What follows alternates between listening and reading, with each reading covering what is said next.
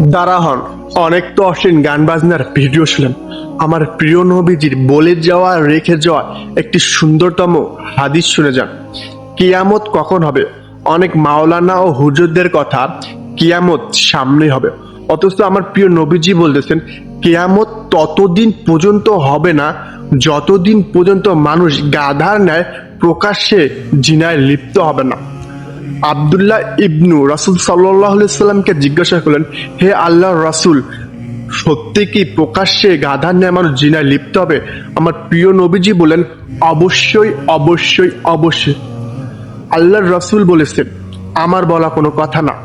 আপনারা নিজেরাই আজকে ভেবে দেখেন, আপনার বিবেককে জিজ্ঞাসা করেন, আজকে যুবক ও যুবতীরা কতটা হারাম রিলেশনে গিয়ে পার্কে গেলে আপনি লজ্জার কারণে ফ্যামিলি নিয়ে ঢুকতে পারবেন না।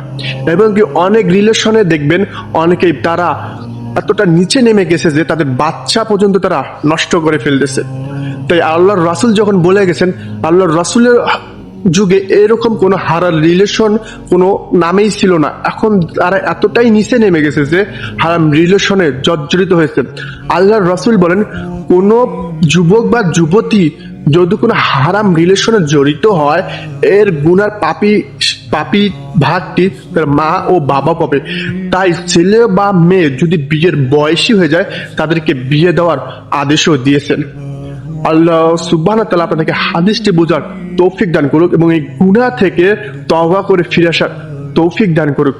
আমরা তো অনেক অশ্লীল গান বাজনার ভিডিও একে অপরের মাঝে শেয়ার করে দিই। আমার বন্ধুগণ, এই সুন্দরতম হাদিসটি বেশি থেকে বেশি অপরের কাছে শেয়ারের মাধ্যমে পৌঁছে দিন, কারণ যে পৌঁছিয়ে দেবে আল্লাহ সুবহানাহু ওয়া তাআলা ওই বান্দার প্রতি রহম করবে।